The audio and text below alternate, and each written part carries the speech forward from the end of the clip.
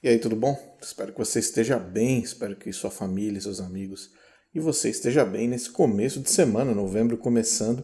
E logo de cara nós temos um vídeo excelente, muito especial, muito sincero e muito franco também com relação aos escritos de Ellen White, etc. Eu quero agradecer, em primeira mão, ao diácono Sérgio Baeta, que proporcionou esse vídeo no canal dele, o canal Apologético, que a descrição está aqui no link desse vídeo. E você pode assistir muitos outros vídeos no canal dele com relação a vários temas. Esse vídeo específico é um vídeo antigo, já é um vídeo que parece ter sido gravado há um bom tempo, e ele é apresentado por um rapaz chamado Lucas, missionário Lucas. E ele faz uma análise muito interessante sobre Ellen White, sobre os escritos de Ellen White, é claro, usando, como todos nós fazemos, a tal das fontes primárias. Então, vale a pena você parar e assistir, uma linguagem muito tranquila, muito simples, muito direta. Qualquer pessoa que assistir esse vídeo, além de perceber a sinceridade no coração de todos eles, também vai perceber a verdade da palavra de Deus sendo preservada, tá bom? Um aviso rápido, espero que você esteja bem, que você goste desse vídeo, mais um vídeo para que você possa utilizar na sua galeria de estudos e que você também possa compartilhar. Estamos quase chegando nos 10 mil inscritos, se eu não me engano a gente tem 8.500 quase. E como eu disse, quando alcançarmos os 10 mil inscritos, teremos muitos sorteios aqui, muitos brindes para todos vocês. Então, fica aqui o vídeo, uma colaboração com o canal Apologético e também com a colaboração do missionário Lucas, do cameraman, que eu não sei o nome dele, mas também seja abençoado em nome de Jesus, e do nosso amigo, o diácono Sérgio Baeta. Um abraço.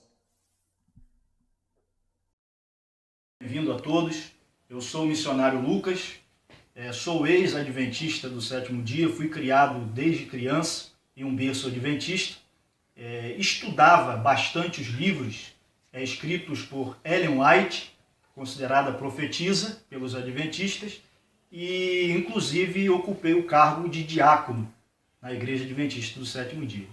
Mas, através do estudo da palavra de Deus, do estudo detalhado da Bíblia, principalmente do Novo Testamento, começaram a surgir dúvidas em minha mente, na qual eu clamei ao Senhor para que o Senhor me mostrasse a verdade. E através de oração, de jejum e de busca da palavra de Deus, e somente a Bíblia, eu comparei os livros da Igreja Adventista e as suas doutrinas não batiam com a palavra de Deus, com a Bíblia Sagrada. Nós vamos mostrar aqui algumas publicações e algumas doutrinas que não batem com a palavra de Deus. Primeiro livro, chamado Manual da Igreja Adventista do Sétimo Dia. Ele é editado pela Casa Publicadora Brasileira, a editora deles, né?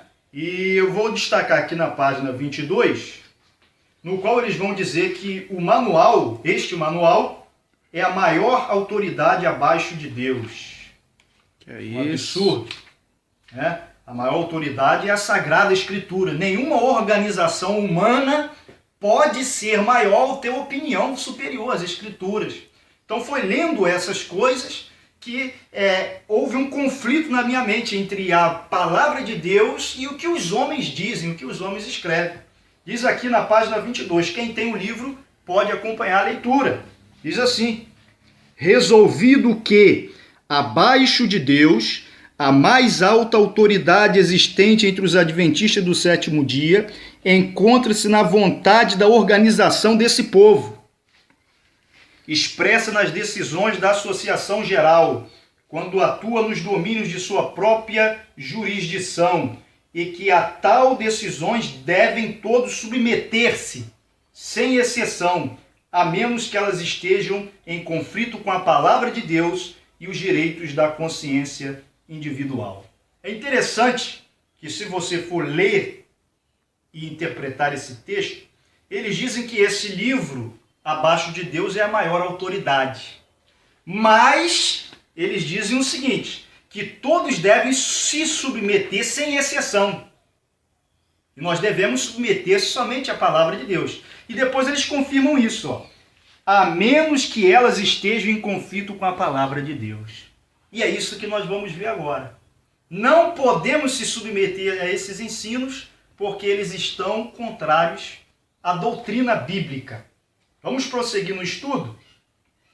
Na página 34, eles vão falar de um ritual que é feito antes da ceia, dentro da igreja adventista do qual eu participava. Ele diz assim: o mestre, na página 34, falando sobre a ceia do Senhor, ele diz assim: o mestre instituiu a cerimônia do lava-pés para representar renovada purificação, para expressar a disposição de servir um ao outro em humildade, semelhante a de Cristo, e para unir nossos corações em amor. Então isso daqui é um ritual que você só vai ver na igreja adventista. E eles creem que as outras denominações não têm a comunhão com Deus porque não realiza essa cerimônia que eles fazem antes da Santa Ceia. Eles lavam os pés uns dos outros. Né? Então o que acontece? Em verdade, lendo a Escritura Sagrada, nós vemos que realmente houve um lava-pés antes da Santa Ceia. Mas o lava-pés, ele não faz parte do ritual da ceia. A ceia foi um ritual instituído por Jesus. O lava-pés foi um ensinamento que Jesus transmitiu aos seus discípulos como símbolo da humildade, que o servo deve servir, né? E que o mestre deve também ser servo. No caso, o contexto histórico disso é que os judeus eles andavam de sandálias. E naquela época as estradas não tinham pavimentação, os seus pés ficavam sujos. Então, quando eles chegavam num auditório ou num local para conversar, o servo ou o escravo da época, o mais baixo serviçal, ele ia e lavava os pés dos convidados. Então, só quem lavava os pés era os servos. Então, o Senhor Jesus, ele se pôs no lugar de servo, lavando os pés, ensinando uma lição. Não quer dizer que nós devamos praticar isso. Nós devemos aprender com esse ensinamento.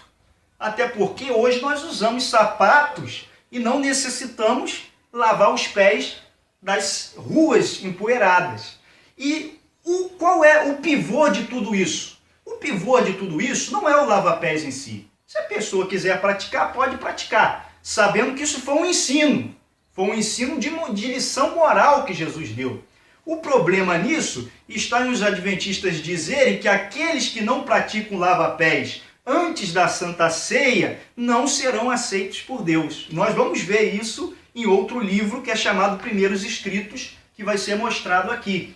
Então, nós vemos claramente aqui uma mensagem distorcida para dizer que só eles têm a verdade, quando a Bíblia ela não afirma que o lava-pés faz parte da Santa Ceia. Até porque o apóstolo Paulo, quando ele explicou sobre a Santa Ceia, ele nem mencionou o lava-pés. Né? Isso era um costume judaico. Então nós vemos que esse manual ele já começa a se distanciar um pouquinho da Bíblia.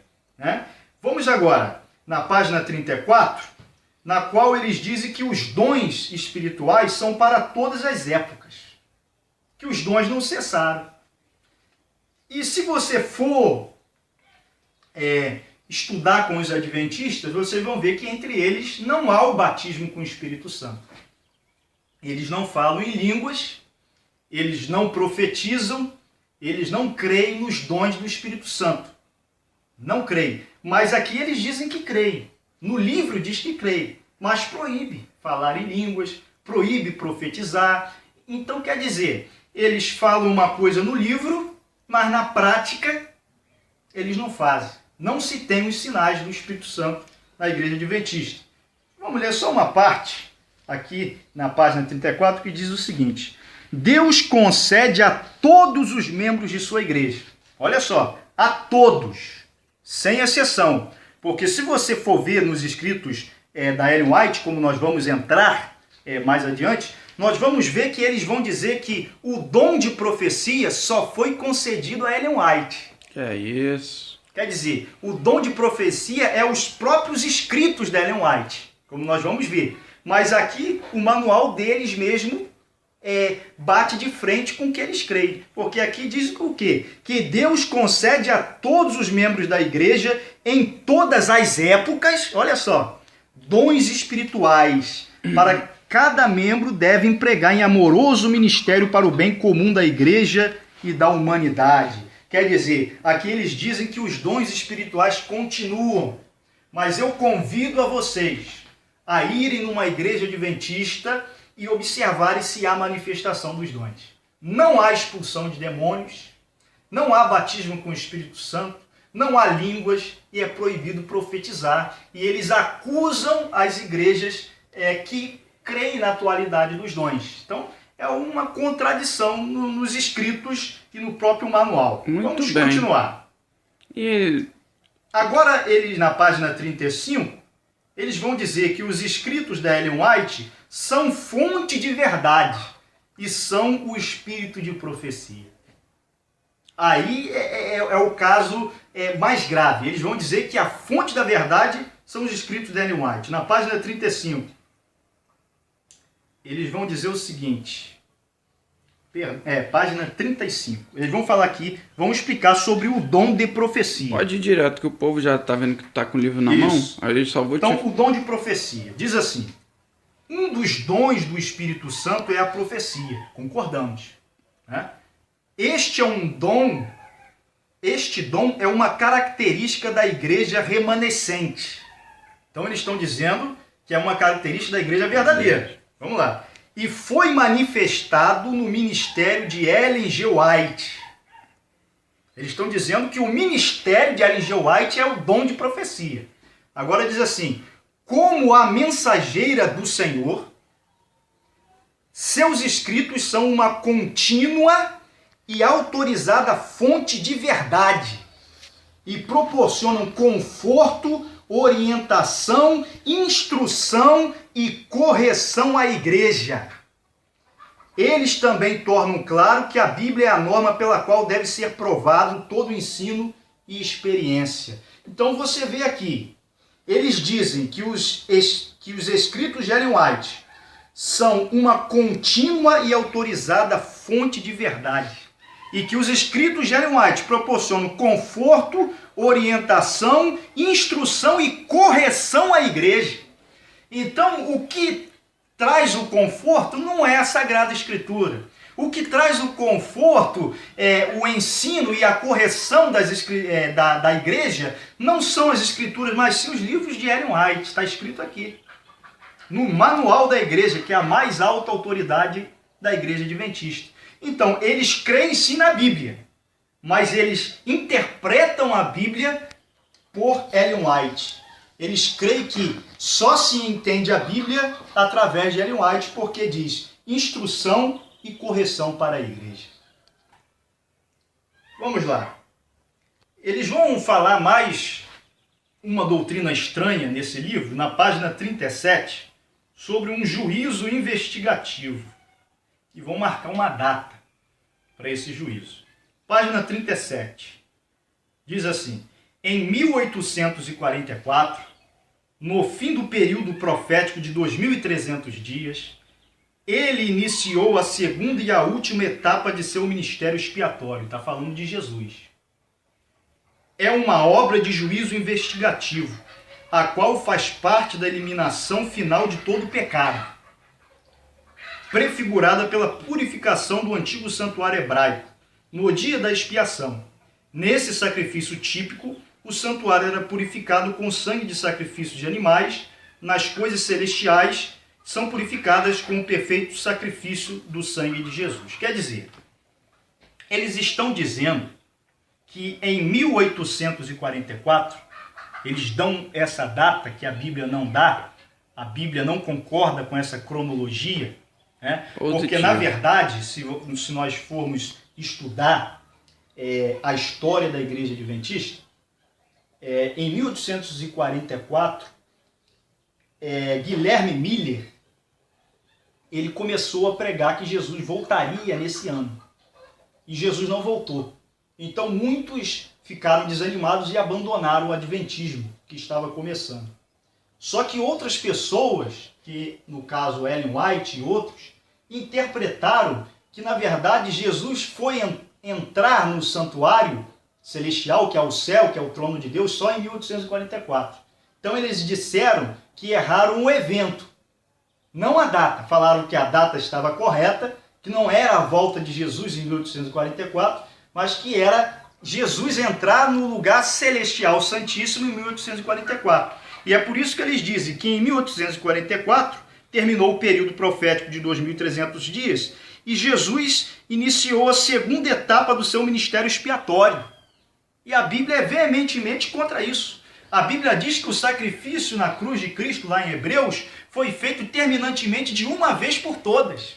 Jesus completou o seu sacrifício quando ele entregou o seu Espírito ao Pai. E ele ressuscitou e ascendeu aos céus. Não em 1844. Quer dizer, o sacrifício de Cristo ficou todo esse tempo para ser aprovado, só foi aprovado em 1844. Quer dizer, é uma doutrina que não bate com as Escrituras. E Jesus veio há 2000 anos e poucos atrás, Exatamente. Quer dizer, então o sacrifício de Cristo ele ficou incompleto até 1844, quando ele foi aceito e pôde entrar no lugar celestial. A Bíblia diz que Jesus se assentou à direita do trono de Deus. Quer dizer, a direita do trono de Deus e o trono de Deus fica no lugar santíssimo. Então Jesus, ele não entrou no lugar santíssimo em 1844. Ele entrou assim que ele ascendeu ao Pai. Né? E eles dizem que o templo, e é verdade, o templo era dividido em santo e santíssimo. E o que eles vão dizer? Que Jesus passou, quando Jesus ascendeu aos céus, ele entrou no lugar santo. E só em 1844 ele pôde entrar no lugar santíssimo, lá no céu. A Bíblia não diz isso em nenhum lugar. A Bíblia não diz isso, meus caros irmãos. E a Bíblia diz sim que ele se assentou à destra de Deus. E aonde fica o trono de Deus? No lugar santíssimo. Porque a arca da aliança ficava no lugar santíssimo. E a arca da aliança, com os seus 2 querubins, era justamente o lugar onde a Shekinah do Senhor descia, e esses querubins prefiguravam o trono de Deus. Então, logo quando Jesus se assentou à destra de Deus, ele entrou no lugar santíssimo. Ele não entrou em 1844. O seu sacrifício foi aceito de uma vez por todas. Vamos lá. Agora é uma coisa totalmente contra os evangelhos. A Bíblia diz que para o homem ser batizado, ele tem que o quê? Se arrepender dos seus pecados, crer em Jesus e confessar o nome de Jesus. Mas para a igreja adventista não basta crer em Jesus. É necessário fazer um voto, fazer uma aliança com a denominação, que inclui alguns dizeres que eles têm que repetir antes de ser batizados. Só repetindo esse voto é que eles podem ser batizados. Então, distorce as Escrituras, porque o batismo é só em nome de Jesus, né? Conforme está na palavra. Na página 49 e 50. A Trindade, né? Exatamente, em nome do Pai, do Filho e do Espírito Santo. Nada mais do que isso. Vamos ver agora esta doutrina na página 49 e na página 50. Página 49 diz o seguinte: a aliança batismal. Então, antes de fazer um batismo, eles fazem uma aliança batismal. E diz assim: a denominação adotou um resumo de crenças doutrinárias, preparado especialmente para a instrução dos candidatos ao batismo, juntamente com o voto batismal. Eles têm um voto de batismo, né? E o certificado de batismo como aliança batismal. Deve-se fornecer-se um exemplar impresso dessa aliança, com o certificado de batismo devidamente preenchido, e todos os que são aceitos como membros da igreja pelo batismo. No caso dos que são aceitos por profissão de fé, também deverá ser entregue um certificado apropriado. Quer dizer, então, a condição para ser batizado na igreja adventista é fazer essa aliança batismal, é fazer esse voto batismal. Agora nós vamos falar um pouco do que tem nesse voto batismal, que é um batismo em nome da denominação. Eles se batizam em nome da igreja adventista e em nome de Ellen White. Eles têm que votar, jurar que creem em Ellen White e creem que a Igreja Adventista é a única verdadeira na Terra. Vamos ver isso na página 50. Só que a Bíblia não diz isso, né? E na página 51. Isso mesmo. Então, vamos ver aqui o artigo número 8, que faz parte da aliança. Qual página é essa? Página 51. Diz assim, ó, eles têm que jurar isso e crer nisso, senão não são batizados. Depois de sua ascensão, Cristo começou o seu ministério como sumo sacerdote no lugar santo do santuário celestial. É o que eu falei anteriormente. Para vocês verem que não estamos inventando nada, estamos provando aqui, está escrito, e eles são obrigados a aceitarem isso para ser batizado. Quer dizer, o homem que não concordar com isso, ele não vai ter a salvação em Cristo, porque a Bíblia diz que todo que for batizado será salvo, né? Então, para se salvar, é necessário crer nisso. Olha só. Sendo este santuário o antítipo do tabernáculo terrestre da primeira dispensação. Assim como no tipo, iniciou-se uma obra de juízo investigativo, quando Jesus entrou na segunda fase de seu ministério no lugar santíssimo, prefigurada no serviço terrestre pelo dia da expiação. Esta obra de juízo investigativo no santuário celestial começou em 1844. Então a pessoa é obrigada a repetir isso antes de ser batizada dentro de um tanque batismal, no fim dos 2.300 dias, e terminará no fim do tempo da graça. Então você está vendo aí uma diferença entre o cristianismo, né, que prega a Bíblia, e aqui uma doutrina estranha, que a pessoa é obrigada a confessar isso, senão não se batiza. Vamos a mais um artigo. Esse é o artigo número 14, que aquele que vai se batizar tem que falar. O sétimo Qual página, missionário? Página 52. O sétimo dia da semana é o sinal eterno do poder de Cristo, como Criador e Redentor, e é, portanto, o dia do Senhor, isto é, o dia de repouso cristão. Constitui, além disso, o selo de Deus, o selo do Deus vivo. Está dizendo que o sábado é o selo do Deus vivo. Deve ser observado desde o pôr do sol de sexta-feira até o pôr do sol do sábado. Quer dizer, então são batizados também em nome do sábado. A Bíblia não mandou ninguém se batizar em nome do sábado. E aqui está dizendo que o sábado é o selo do Deus vivo. Aí você vai ver que o selo de Deus é o quê? O Espírito Santo. Isso aí.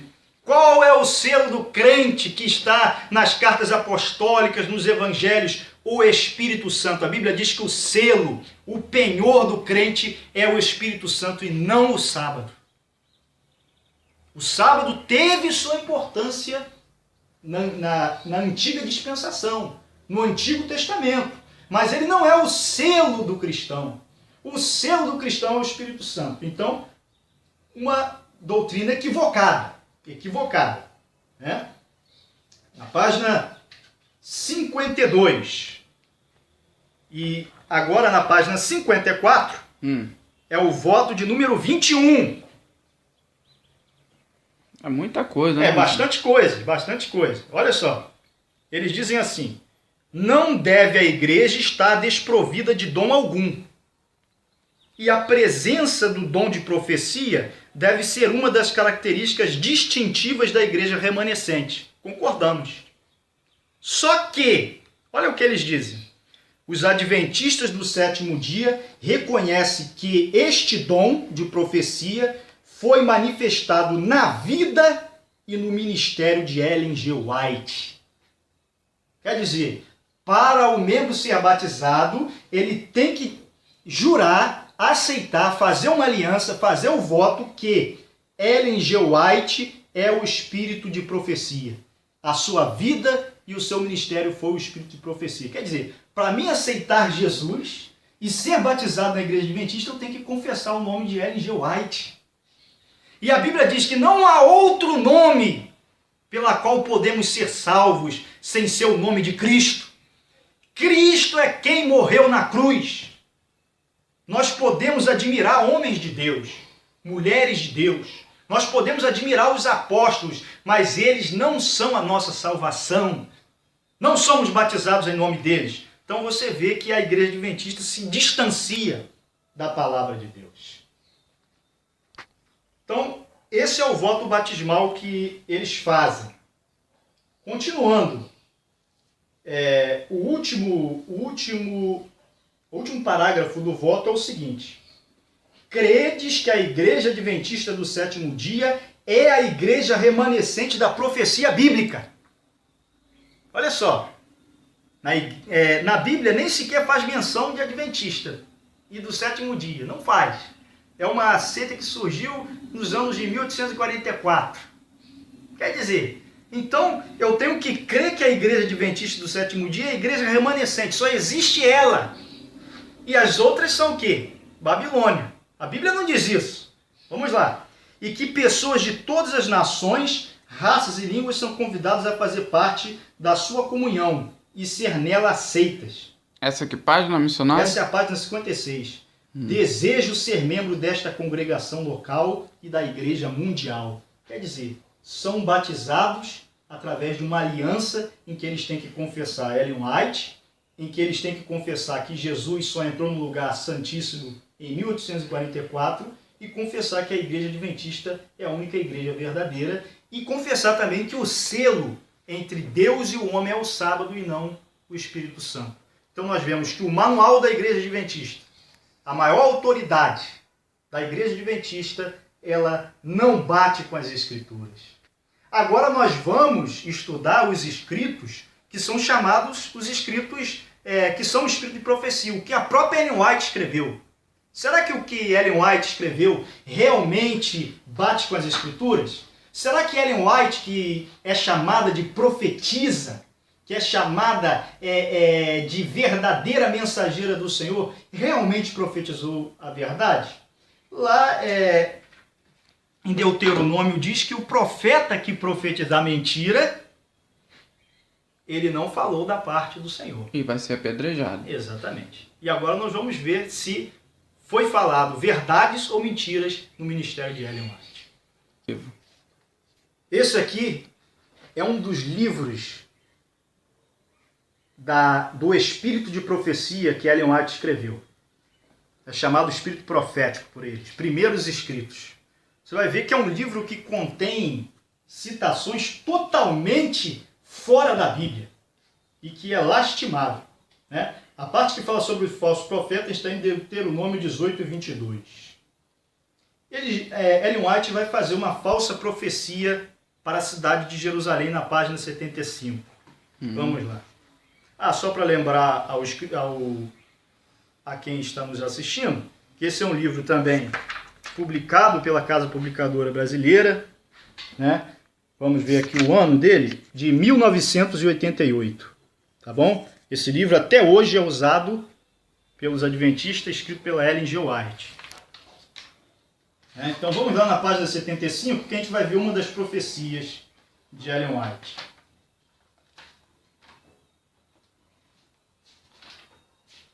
Agora nós vamos ver se esse realmente é o único canal de Deus como espírito de profecia. Diz assim, no terceiro parágrafo, na página 75, diz assim, Ellen White falando: foram-me indicados, então, alguns que estão em grande erro de crer que é seu dever ir à antiga Jerusalém, entendendo que tem uma obra a fazer ali antes que o Senhor venha. É dizer, irmãos, está dizendo que é errado pregar aos judeus. Claramente. Aí continua. Agora ela fala: vi que tal missão não realizaria nenhum bem real. Está dizendo que pregar aos judeus, e lá em Jerusalém pregar, não realizaria nenhum bem real. Que levaria um bom espaço de tempo para levar alguns judeus a se tornarem crentes, mesmo na primeira vinda de Cristo, quanto mais no seu segundo advento. Diz ela, falando sobre Jerusalém ainda: vi também que a velha Jerusalém, prestem atenção, vi também que a velha Jerusalém jamais seria reconstruída e que Satanás estava fazendo o máximo para levar a mente dos filhos do Senhor para essas coisas agora, no tempo do ajuntamento, impedindo-os de dedicar todo o seu interesse a presente obra do Senhor, levando-os assim a negligenciarem a necessária preparação para o dia do Senhor. Então, ela diz aqui que não é necessário pregar para os judeus, porque eles não vão se converter, como está escrito aqui. E como eles achavam que Jesus viria logo, eles falaram que pregar para os judeus que são incrédulos era perder tempo, como foi lido aqui. E ela profetiza que a velha Jerusalém jamais seria reconstruída. Quer dizer, esse livro, publicado em 1988, foi escrito por Ellen White antes do ano de 1945. E no ano de 1945, Jerusalém foi reerguida. Voltou a ser Israel pela ONU. Então é uma profecia que falhou. Falhou. Ela falou que Jerusalém jamais seria reerguida. E hoje nós vemos o Estado de Israel, que é uma das maiores potências do mundo. E como que você vai dar crédito a um ensino desse, de um falso profeta? Né, que a Bíblia falou, não confiei neles, nem temeis o que ele falar. E a Bíblia manda o quê? Julgar as profecias. Então nós não estamos errando em julgar a profecia. É mandado bíblico. Né? Estamos lendo e comparando com os fatos históricos e com a Bíblia. Aí você vê, Deus quer que todos venham à salvação, inclusive o povo de Israel. Deus ama os judeus como ama a todas as nações. Agora, ela diz, é uma coisa, irmãos, que chega a dar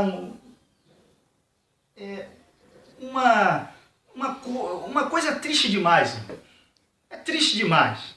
Ela vai dizer que ouviu a hora e o dia da vinda de Cristo. Que é isso, missionário? Irmãos adventistas, leiam os escritos de Ellen White. Isso está em que página? Leiam. Vamos lá. Na página 15. Nossa. E na página 34. Vamos lá. Eu convido os irmãos a lerem, que vocês falam de Ellen White, falam, profetiza do Senhor, mas vocês não leem, porque se lessem, aquele que lê a palavra de Deus, ele queimaria esse livro. Queimaria. Diz assim, ela diz que teve uma visão, na página 15, ela diz que teve uma visão e diz assim: logo ouvimos, ela se inclui, a voz de Deus, semelhante a muitas águas, a qual nos anunciou o dia e a hora da vinda de Jesus. Que é isso, meu irmão? Irmãos, ela está dizendo que teve uma visão e ouviu a voz de Deus que anunciou o dia e a hora da vinda de Jesus. Mas por que ela não falou ao dia e a hora ele voltaria? É porque no livro Testemunhos Seletos, ela vai dizer, Testemunhos Seletos, se você tem esse livro, confira, ela vai dizer que esqueceu depois que saiu da visão. Esqueceu qual foi o dia e qual foi a hora. Mas Deus falou para ela o dia e a volta do Senhor Jesus. E Deus mente, missionário? Deus não pode mentir. A Bíblia falou que ninguém sabe nem o dia nem a hora. E que devemos estar preparados para qualquer momento. Então, irmãos, isso não condiz com a Bíblia. Inclusive, a Bíblia diz que nos últimos dias virão homens, virão pessoas falando, Jesus já voltou, Jesus vai voltar. Então isso está profetizado na Bíblia, que homens dizendo, marcando datas, dizendo que sabe o dia. A Bíblia diz lá, no Evangelho, lá em Mateus, o seguinte, que nem os anjos, nem os homens e nem o Filho do Homem sabe o dia da sua volta. Isso ele não sabia porque estava na terra fazendo o seu sacrifício. Mas é claro que quando ele ascendeu aos céus, ele sabe da data e da volta. Só que ele não falou para ninguém. A Bíblia deixa claro que não seria dado a ninguém. Então que você vê uma coisa triste. É isso aí, porque Jesus tinha as duas naturezas. Como um homem ele sentiu sede, chorou e tal, né? Não era onisciente. Mas como Deus, ele era onisciente. Tanto é que em Apocalipse ele diz que sabe. Ora vem, ele diz para a pessoa se preparar que ele está vindo. Interessante que os adventistas, a maioria deles, se nós dissermos que Ellen White ouviu o dia e a hora da volta de Jesus vão falar, não, impossível. Ellen White jamais falou isso. Meus irmãos, é porque, novamente eu digo, leiam e examinem as Escrituras. Contra provas, contra fatos. Não há argumentos. Então aqui está provado. Esse livro é vendido até hoje. Vamos lá. Eles vão falar agora uma coisa interessante também. Vamos continuar. Eles dizem que são amados por Deus porque eles praticam o ósculo santo. Na página 15. Só que os adventistas, eles não são mais amados, não. Sabe por quê? Porque se você for lá na igreja adventista, vocês vão ver que eles não praticam o ósculo santo, não. O que era o ósculo santo? Era um beijo, né? Um beijo que se dava. E eles não praticam esse beijo, mas aqui diz que pratica. E aqui diz que eles são amados por causa disso. Olha só que incoerência. Página 15 diz assim: foi então que a sinagoga de Satanás conheceu a Deus, que nos havia amado, a nós que lavávamos os pés uns aos outros, e saudávamos os irmãos com o ósculo santo, e adoraram a nossos pés. Quem recebe adoração? Deus. E aqui está dizendo que ela recebeu essa revelação de Deus, e depois os anjos, os 144 mil e os anjos, se você ler aqui anteriormente, adoraram a nossos pés, quer dizer, adoraram Ellen White. Está escrito, irmão. É só você ler. Ó, anjos só adoram a Deus. Saudávamos os irmãos com ósculo santo, que eles não praticam, e adoraram a nossos pés. Ela se inclui. E o único homem que foi adorado foi Jesus. Foi Jesus. E só se pode adorar quem? Deus. Só se pode adorar Deus. Então você vê que É qual página, missionário? Qual livro? 15, que a gente está na segunda página? Página 15, ó. Sabe o título? Eu vou até falar o título para os irmãos. Página 15, o nome do livro Primeiros Escritos. Ela diz assim que essa foi a primeira visão dela. Ó. Começa aqui, minha primeira visão. Tira o dedo aí, missionário. É a primeira visão que Ellen White teve. Ótimo. Ó, ela teve a visão ouvindo o dia e a hora que Jesus ia voltar, e depois que só os que lavavam os pés e saudavam os irmãos com ósculo santo agradavam a Deus, e depois ela recebeu a adoração. Aí você vê visões que não provém de um cristianismo bíblico. Vamos continuar. Vamos lá. Página 29. Página 29. Eles vão falar agora dos sinais dos crentes. Como a gente está nessa segunda parte, pode mostrar a capa do livro, que é a continuação. Aqui. Nós estamos estudando o livro Primeiros Escritos à luz da Bíblia.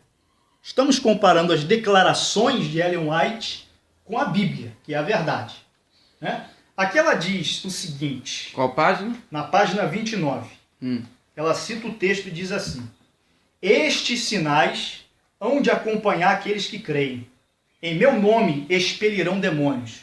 A igreja adventista não pratica o expulsar demônios.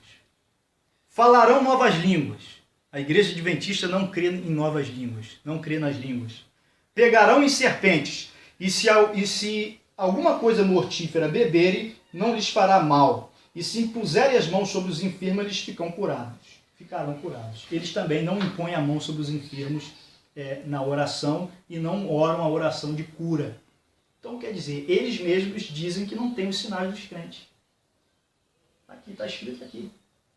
Eles dizem que a igreja verdadeira tem esses sinais. Eles dizem que eles são remanescentes, mas eles mesmos não têm os sinais. Eu convido a qualquer um de vocês irem na igreja adventista e verem se lá tem expulsão de demônios, se lá tem línguas, se lá tem cura. E por que lá não tem expulsão de demônios, missionário? Irmão, sinceramente, quando pregamos a Bíblia com verdade, os sinais seguem os crentes. Mas quando cremos em coisas que estão fora da Bíblia e somos batizados em nome de uma pessoa que não é Cristo, inclusive fazendo um voto, não tem como o demônio ser expulso. Sim, mas qual o argumento que eles dão para não ter como expulsar os demônios? Eles dizem que isso aí era lá na época de Atos, dos apóstolos, e que hoje não acontece. Simplesmente não acontece. A mesma desculpa que as testemunhas de Jeová dão, né? Eles reconhecem que a igreja remanescente tem que ter isso. Mas eles não explicam por que lá não acontece. A resposta é porque não acontece lá é porque eles não são a igreja remanescente. Como eles próprios falaram aqui. Né? Vamos lá. Agora, ela vai falar que tem mandamentos mais importantes que outros. Página 32. A Bíblia diz que toda a Escritura é inspirada. Não existe parte mais inspirada e parte menos inspirada. Página 32. Vamos lá. Olha só. Página 32. Visões subsequentes. São várias visões que ela teve. Ela vai dizer que teve uma visão da seguinte forma. Jesus abriu-as e eu vi os 10 mandamentos nelas escritos com o dedo de Deus. Olha só. Ela viu a tábua dos 10 mandamentos escrita com o dedo de Deus. Olha só. E diz assim, numa das tábuas havia 4 mandamentos e na outra 6. Os 4 da primeira tábua eram mais brilhantes que os 6 da outra. Mas o 4º mandamento do sábado brilhava mais do que todos os outros. Quer dizer, então, há alguns mandamentos mais importantes que outros, um brilha mais que outro. A Bíblia não diz isso. A Bíblia diz que toda a Escritura é inspirada. Aqui ela diz que o sábado brilhava mais do que tudo. Certa vez, quando o Senhor Jesus foi perguntado por um doutor da lei sobre qual era o maior mandamento, ele não falou que era o sábado. Ele nem citou o sábado, ele falou: o maior mandamento é amar a Deus sobre todas as coisas e ao teu próximo como a ti mesmo. Então a visão dela está equivocada. Equivocada. O próprio Jesus mostrou a verdade e a mentira caiu por terra. Vamos continuar. Agora ela vai dizer que o Papa instituiu o domingo. Na página 33. E eu vou mostrar para vocês, em documentos históricos, eu tenho um livro aqui de história, que eu trouxe, que contra fato não há argumentos, não é um livro religioso, é um livro de história, pelo historiador Gleuso Damasceno Duarte. Nós vamos ver que muito antes de o Papa surgir, muito antes da Igreja Católica surgir, os cristãos se reuniam no domingo. Lembrando, os cristãos não guardam o domingo. Eles se reúnem para adorar no domingo porque Jesus ressuscitou no domingo. Né? Então, na página 33, ela vai dizer que o Papa instituiu o domingo. Vamos lá. Diz assim, uma visão que ela teve. Vi que Deus não havia mudado o sábado, pois ele jamais muda. Quer dizer, Deus não muda, mas a aliança foi trocada. Isso não quer dizer que Deus mudou. Fazia parte do plano da salvação. Aí ela diz aqui, mas o Papa tinha mudado de 7º para o 1º dia da semana, pois ele devia mudar os tempos e as leis. Então, ela é uma profetisa, segundo os adventistas, e ela profetizou que quem mudou, instituiu o domingo, foi o Papa. Foi o Papa. E todos os adventistas repetem isso.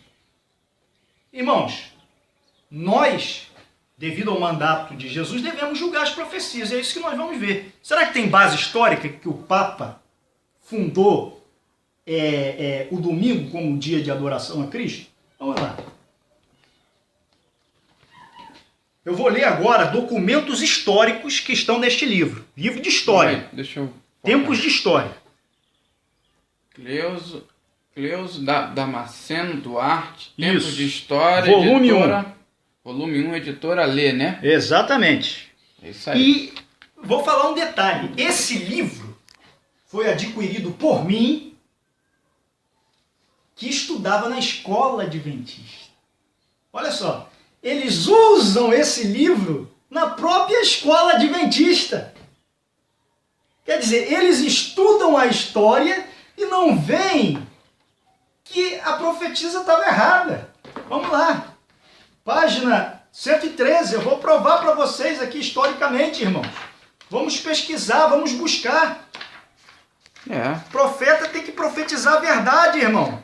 Não é falar mentira. Página 113, qualquer um que estuda a história sabe disso. Olha só. Aqui, página 113, do livro de História, o cristianismo e sua expansão. Missionário, deixa eu dar um close aqui. Olha só. Pode ir. Texto da época, século I. Quer dizer, o século I é o século que Jesus estava vivo. Ele morreu, né? E o século I continuava a igreja primitiva dos apóstolos. Esse texto aqui é um texto que um soldado romano fez para dizer para o imperador como é que os cristãos se reuniam. Ele diz assim: no dia que se chama domingo, todos na cidade e no campo reúnem-se no mesmo lugar. Olha só, um texto do século I. Leem-se as cartas dos apóstolos e os escritos dos profetas. Terminada a leitura, o presidente da Assembleia faz um discurso, exortando a imitar aqueles belos ensinamentos. Ele se infiltrou num culto cristão para falar para o imperador, e é isso que ele viu. Depois todos se levantavam e oravam em voz alta. Terminada a prece, são trazidos pão, água e vinho. O presidente da Assembleia eleva ao céu preces de agradecimento. E todo o povo responde com aclamação: Amém, assim seja. Depois cada um recebe o pão e o vinho consagrados, que são levados também para os ausentes pelos diáconos. Então isso daqui é do século I.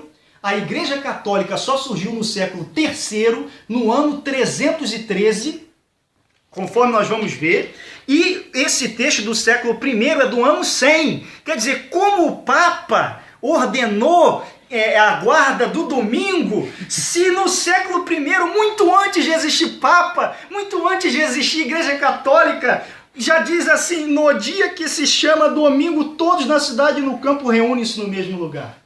Irmãos, é fato histórico, mas não tem só esse não. Vamos continuar. Eles dizem que Constantino fez um decreto que mudou o sábado para domingo. Vamos ver aqui o decreto de Constantino, se foi isso mesmo. Eu tenho aqui no livro, já no século IV, tá vendo? Século IV, quer dizer, no século IV a Igreja Católica já existia. Qual página? Na página 115. Olha só, texto da época, século IV. O Edito de Milão, que eles dizem que Constantino falou: troquem o sábado para domingo e adorem no dia do Deus Sol. Os adventistas falam isso, nós vamos ver. Nós vamos ver. Olha só como é que foi a lei que eles distorceram. Ele falou o seguinte, Constantino falando: nós, Constantino e Licínio Augusto, nos reunimos em Milão para discutir quanto o respeito ao bem e à segurança do Estado.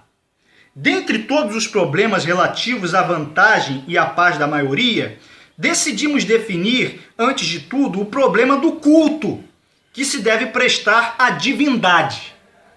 E decidimos dar também aos cristãos, olha só, como é dado a todos os outros, a plena liberdade para praticarem a religião que escolheram. Quer dizer, o Império Romano matava os cristãos.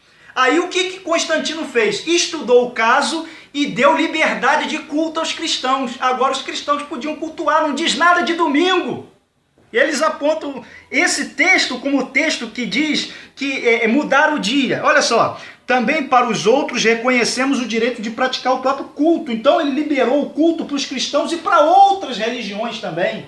Ele fez como o Brasil um Estado que permite todas as religiões. Olha só, tal direito em nome da paz em nosso tempo pode ser exercido com absoluta liberdade.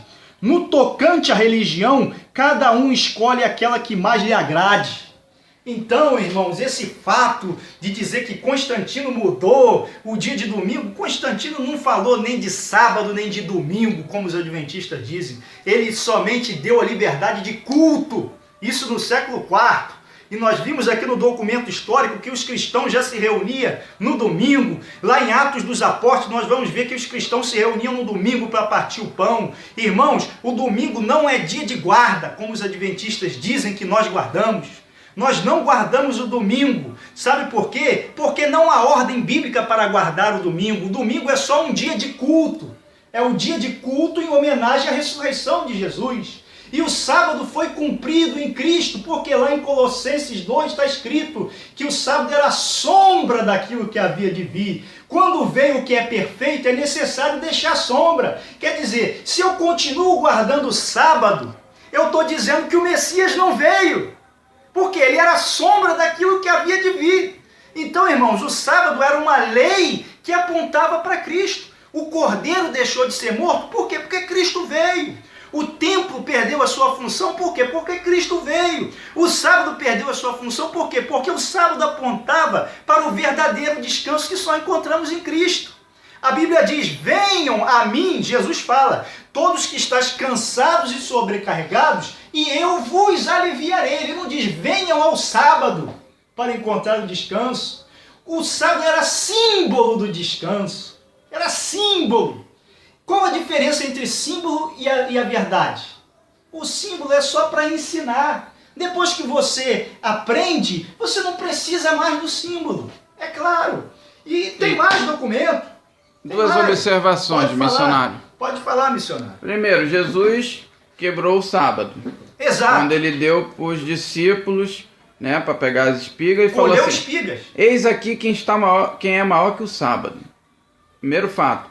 Segundo, se você quiser guardar o sábado hoje, você vai ter que guardar aquele ano sabático.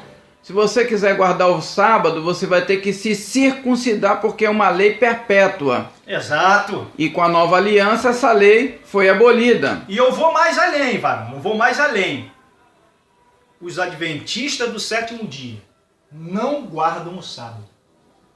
Como assim, não guardam, missionário? Por quê? Eles usam luz elétrica no sábado. Você usando luz elétrica no sábado, você vai estar pagando pelo dia de eletricidade gasto. Então o certo era desligar a corrente da luz e ficar no escuro. Porque você não pode pagar por serviço no sábado. Outra coisa, eles têm hospitais no sábado, que funcionam no sábado. Aí você vai dizer, não, mas o hospital ele tem que funcionar, senão as pessoas doentes vão morrer. Irmão, mas não é um trabalho? deve funcionar, mas aí devia funcionar, sabe como? De graça. Os médicos tinham que trabalhar de graça, como voluntários no sábado, aí não seria pecado. Mas eles trabalham no hospital no sábado e recebem pelo pagamento. Então, a igreja adventista quebra o sábado. Por quê? Porque eles pagam os médicos, e os médicos, na maioria, são adventistas, que eles tinham que abrir mão do salário no sábado. Eles tinham que fazer do sábado um dia de voluntário. Não, isso certo, nem trabalhar. Exato. Ele não poderia ser médico. Exato.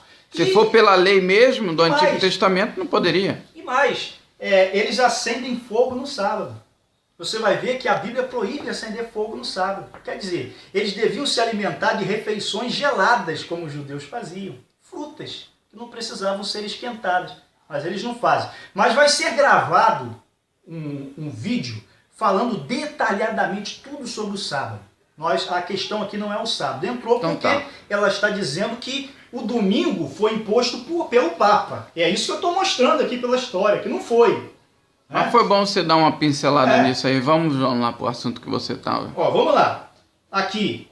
Agora no século IV, houve um outro edito. Na mesma página? Na mesma página. 115. Isso. Que eles vão dizer o seguinte. Faz parte ainda da declaração de Constantino.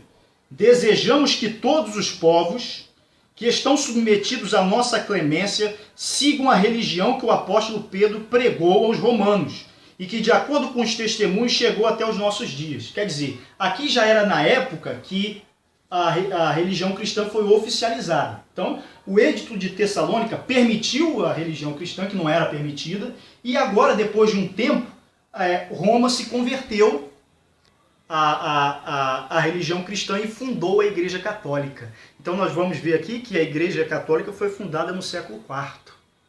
Aqui no livro Tempos de História, um livro histórico que nós estamos mostrando aqui na página 115, nós vemos que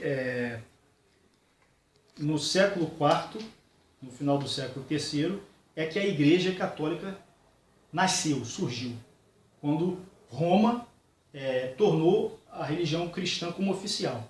Quer dizer, o Papa só surgiu no século IV.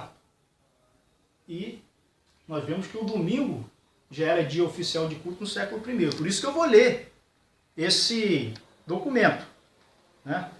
O Edito de Tessalônica. Então, desejamos que todos os povos que estão submetidos à nossa clemência sigam a religião que o apóstolo Pedro pregou aos romanos e que, de acordo com os testemunhos, chegou até os nossos dias. Ordenamos que o nome de cristão católico, agora que surge a Igreja Católica, seja dado a todo aquele que obedece à presente lei.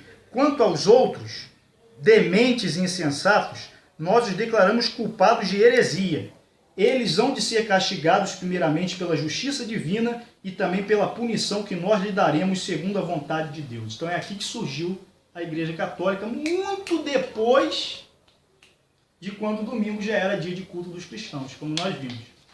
No finalzinho aqui, só por curiosidade, mostrar aos irmãos que no século II, muito antes do século I, que os cristãos se reuniam, bater bem nessa tecla, né? Porque os adventistas eles têm vários estudos, inclusive na sua televisão, a Novo Tempo, falando sobre história, e eles só dizem isso: o Papa mudou o dia de guarda, Constantino assinou o decreto.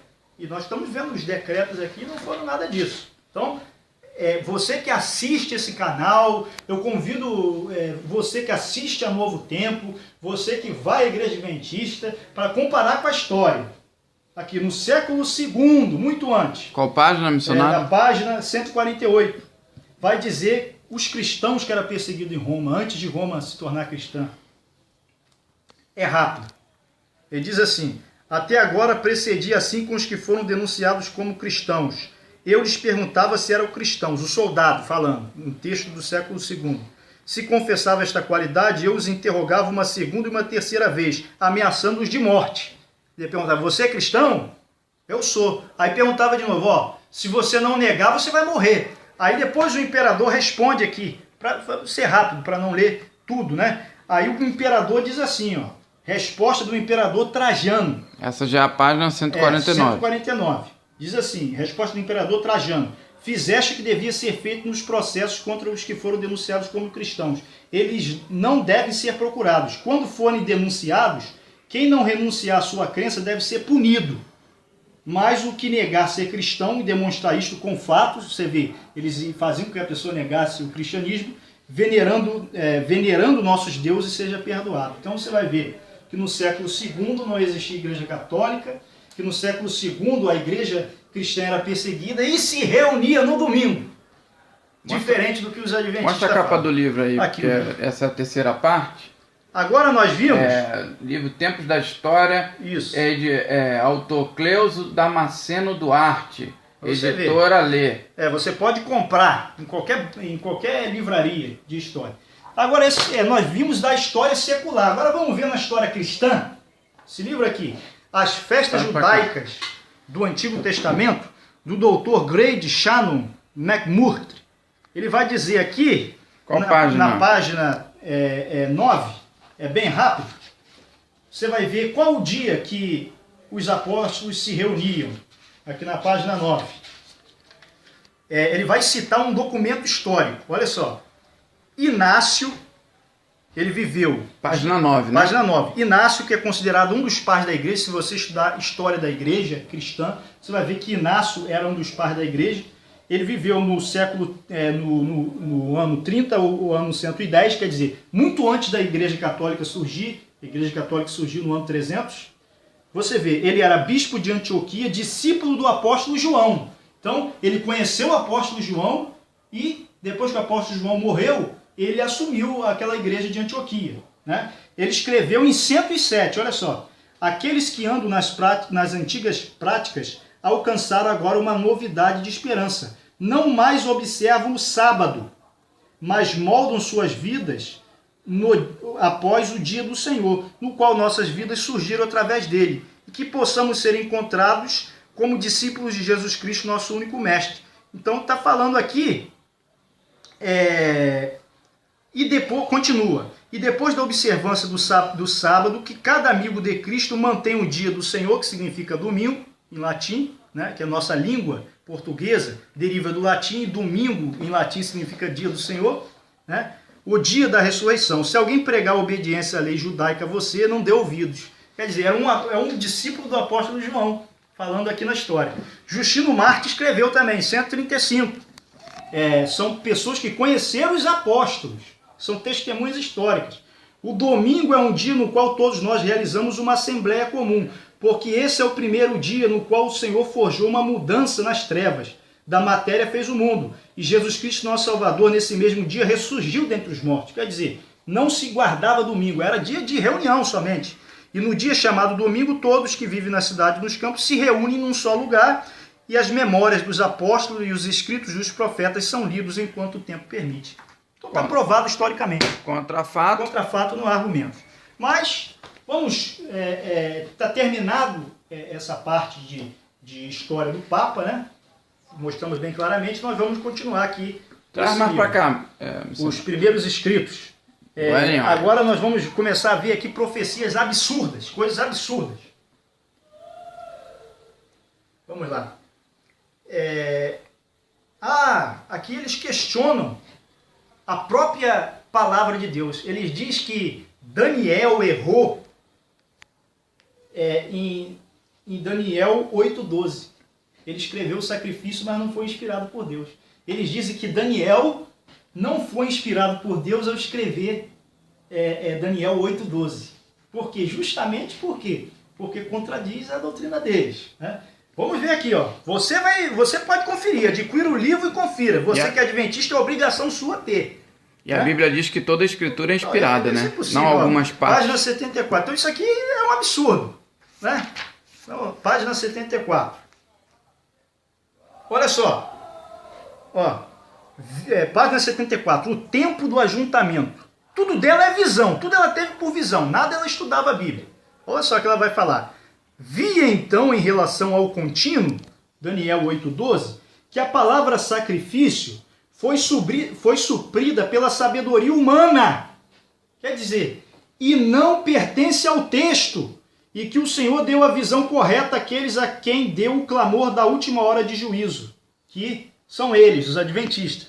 Quando houve união, antes de 1844, quase todos eram unânimes quanto à maneira correta de se entender o contínuo, mas na confusão desde 1884, outras opiniões têm sido abrigadas, seguindo-se trevas e confusão. O tempo não tem sido um teste desde 1844 e nunca mais o será. Quer dizer... Ela diz, porque a palavra sacrifício antes de contínuo, que se refere à doutrina do santuário, quem é adventista sabe, diz que aqui não foi inspirado por Deus a palavra sacrifício em Daniel 8:12. Eu não vou ler Daniel 8:12 porque você tem sua Bíblia e você mesmo vai conferir. Então eles dizem que isso ali o profeta escreveu por ele. Quer dizer, confiamos nesse livro ou na Bíblia Sagrada?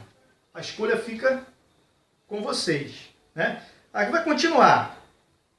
Aqui ela vai dizer uma coisa que desmerece o sacrifício de Cristo.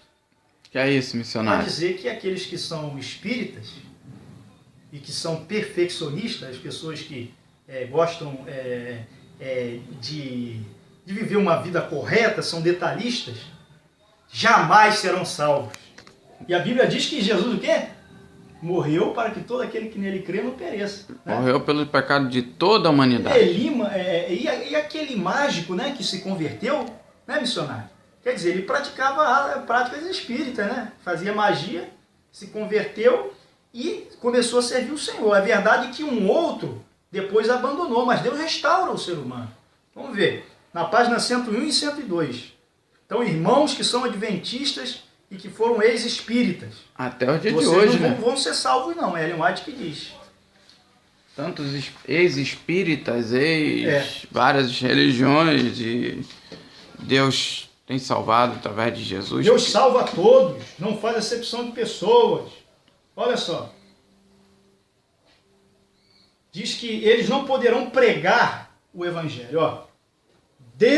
Página 101. Ellen White falando.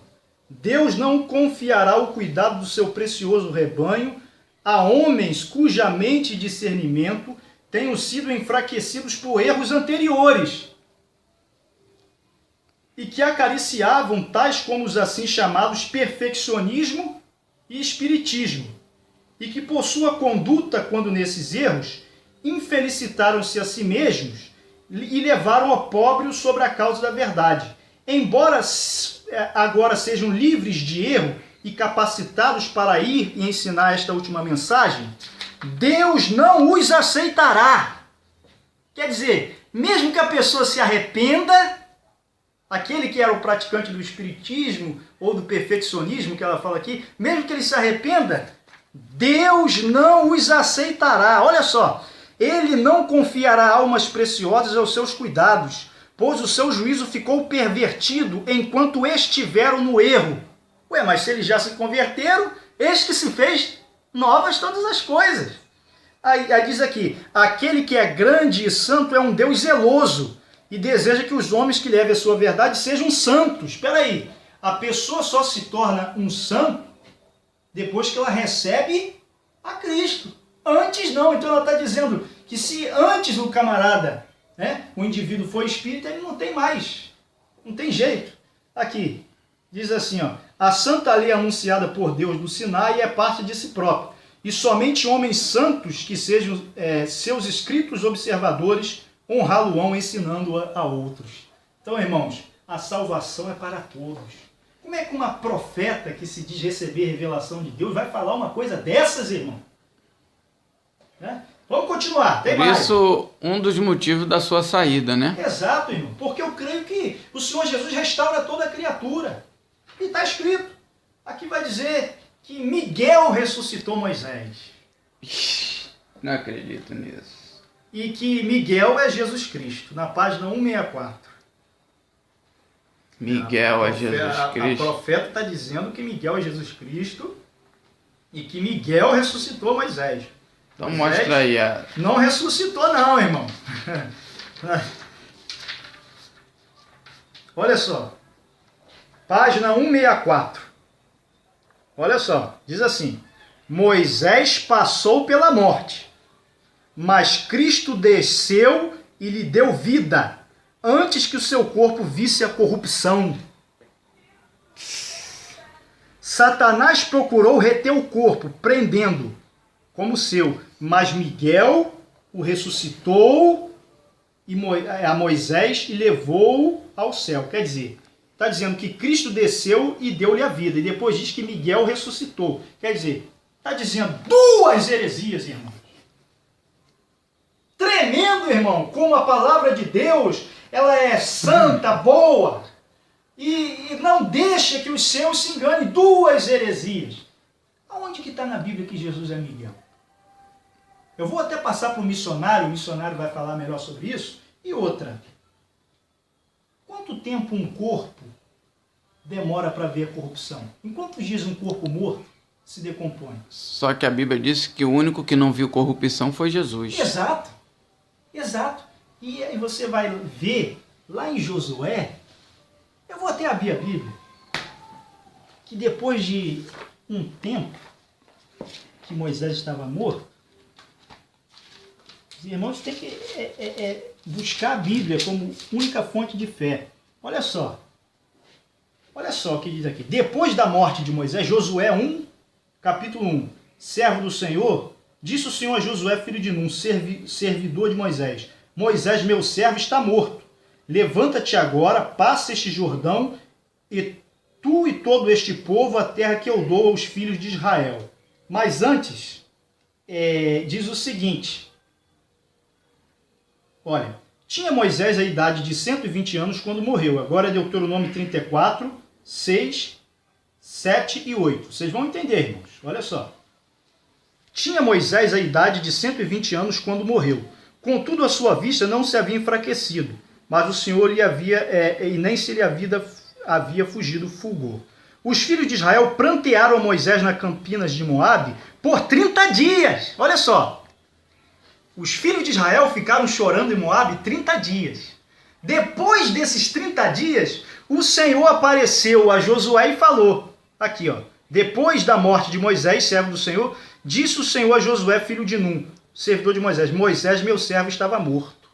Então imagina como estava o corpo como dele. Como ele não viu corrupção, se ele ficou morto 30 dias, e só depois de 30 dias o Senhor falou para Josué que Moisés estava morto. E outra coisa, se Moisés ressuscitar antes de Jesus, quem é as primícias dos que dormem? Passa a ser Moisés. E tira a glória de Jesus. Eu vou deixar o versículo para os irmãos ver que Jesus Cristo é as primícias. Eu não vou ler. 1 Coríntios 15, 20. Jesus Cristo é a primícia dos mortos. E Deuteronômio 35, 6, 7 e 8, vocês vão ver a história detalhada de Moisés. Que Moisés não foi ressuscitado e outra falsa profecia. Deu-lhe vida antes que seu corpo visse a corrupção. Nós vimos que foi 30 dias... Não, e outra, quem deu a vida foi Miguel. E está dizendo que foi Miguel, a Bíblia diz, Miguel é Jesus. Agora, a Bíblia diz que só Deus tem poder de dar a vida e tirar. Jesus falou que só Ele tem. Nenhum anjo tem poder de dar a vida. Onde está na Bíblia que algum anjo deu a vida a alguém? Exatamente. Como é que, se nós cremos que Jesus é Deus, como é que Ele pode ser Deus e anjo ao mesmo tempo? Deus é um anjo? Não é. Além do mais, que ressuscitar é no mesmo corpo, né? Exato. Quer dizer... Anjo não tem corpo terrestre. Não tem corpo terrestre. Jesus ele é único, ele é Deus. Lá em Daniel diz que Miguel é um dos primeiros príncipes. Quer dizer, se ele é um dos primeiros príncipes, então tem outros iguais a ele. Se Jesus é Deus, então tem outros deuses? Tem outros iguais? Não, nós só conhecemos um Deus, o Pai, o Filho e o Espírito Santo, que forma a Trindade. Quer dizer, príncipes, outros iguais. Quer dizer que tem outros anjos igual a Jesus. E outra coisa, a Bíblia diz que no Antigo Testamento, o anjo, só os anjos, o anjo do Senhor que fazia teofania, né, que se transformava em homem. Mas no Novo Testamento a Bíblia não diz de nenhum anjo de Deus, nem Miguel, nem Gabriel, se transfigurar em homem. A Bíblia vai dizer que o único que se transforma em anjo de luz e não em homem é o diabo. Entendeu? Então é uma coisa que eles, biblicamente, e você vê, irmão, totalmente errada. Jesus sempre repreendeu o diabo. Afasta de mim, sai Satanás. Miguel, ele não tinha autoridade. Ele teve que se remeter ao Senhor. E quem é o Senhor ali? É Jesus.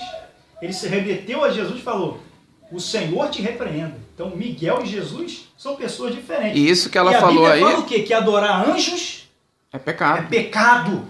Pecado, irmão. Então uma profetizar... E outra coisa, nem no Velho nem no Novo Testamento a Bíblia diz que foi Miguel que ressuscitou. De maneira nenhuma. Moisés. Exato. E Moisés não ressuscitou. A Bíblia não diz que Moisés ressuscitou. Não diz. Nós acabamos de ver. Vamos continuar. Agora é uma coisa, pode continuar, Vale. Ele foi visto no Monte da Transfiguração, mas em espírito, não em um corpo humano. Exato. Vamos lá. Agora é uma coisa que os irmãos adventistas devem conhecer muito bem. Essa parte que diz que Ellen White foi a outros mundos e encontrou Enoque lá. Né? Os adventistas devem saber disso, né? Está na Bíblia? Não, na Bíblia deles está aqui, né? Mas, porque, irmãos, só existe uma verdade. É a Bíblia. E o que a Bíblia diz? Que quem vai além das Escrituras... é anátema. Quer dizer, ela foi a outros mundos e viu Enoque. Página 39 e 40.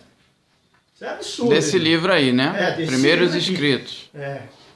Então nós estamos falando isso daqui, irmão, não é com alegria, não. É com tristeza. Os irmãos verem, né, como é que o inimigo ele tem agido, né? Vamos lá. Página 39. Olha só. Ela vai falar. O Senhor, Ellen White falando, o Senhor me proporcionou uma vista de outros mundos. foram-me dadas asas. Olha só. Foi dada asas a Ellen White. E um anjo me acompanhava da cidade a um lugar fulgurante e glorioso. Olha que privilégio, né? A relva era de um verde vivo, em outros mundos, olha só. E os pássaros gorjeavam ali cânticos suaves. Quer dizer, ela está dizendo que em outros mundos tem pássaros, tem capim. Até hoje a NASA não descobriu isso e nem a Bíblia fala isso. Agora o pior. Então fui levada a Saturno e vi ali o bom e velho Enoque que tinha sido transladado. Que é isso? Irmão, se a NASA conseguir enviar uma nave espacial a Saturno, encontraremos Enoque. Não, e mesmo que a NASA fosse a Saturno e encontrasse Enoque, a Bíblia não diz isso, a gente tem que crer nas escrituras. Irmão, a Bíblia jamais disse, isso é um cúmulo. Ela viajou para outros mundos, encontrou Enoque em Saturno, irmão. A Bíblia manda examinar as profecias, é isso que estamos fazendo. E as escrituras, é. Exatamente. Agora, sabe o que ela vai dizer? Que esse livro é produzido pelo dom profético. Só que antes disso, missionário, tu ia para qual página? Ia para a página 5, ia retornar para o início. Então fala aí que eu quero abordar um negócio aqui para tu mostrar. Ok. Olha só, no prefácio, vai dizer, eles vão apresentar o livro dizendo que isso é um livro que é o dom profético. Ó.